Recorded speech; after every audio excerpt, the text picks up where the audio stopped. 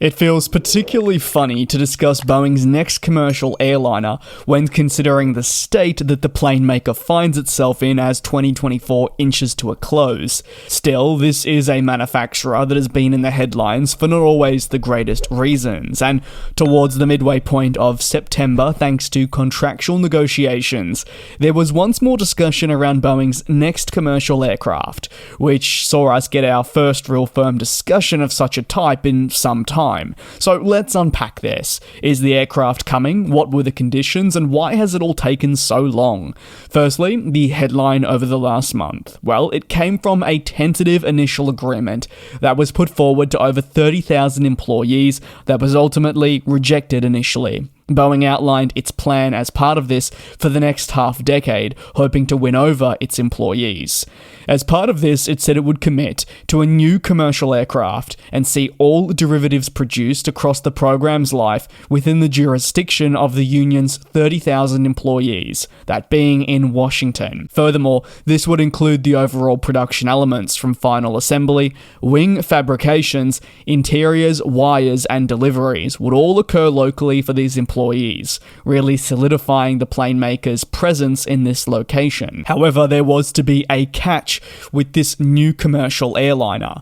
A commitment to launching the program would need to come within 4 years. Now, while this doesn't mean the aircraft would be flying, say, within 6 years, Boeing would have formally needed to commit to the new commercial airliner, and approval from the board of directors would also need to come. What new aircraft, though? Well, that wasn't specified. In fact, the entire premise of this new commercial airliner is hardly guaranteed, but if proceeded with, would align with the previous comments from executives that wanted a new plane to launch sometime in the 2030s, with the latest technology to prove as a worthy upgrade. There are two necessary aircraft types when really examining what Boeing would need to market in the next, say, 10 years.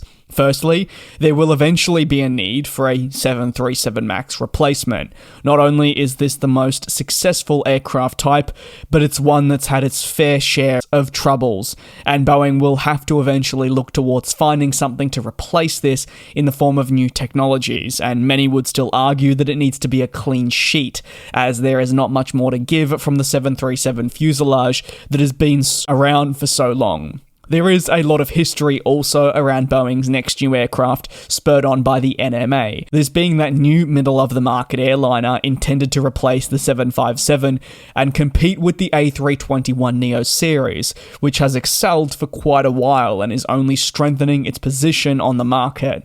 However, several years ago, Boeing decided not to progress with such a type. Why?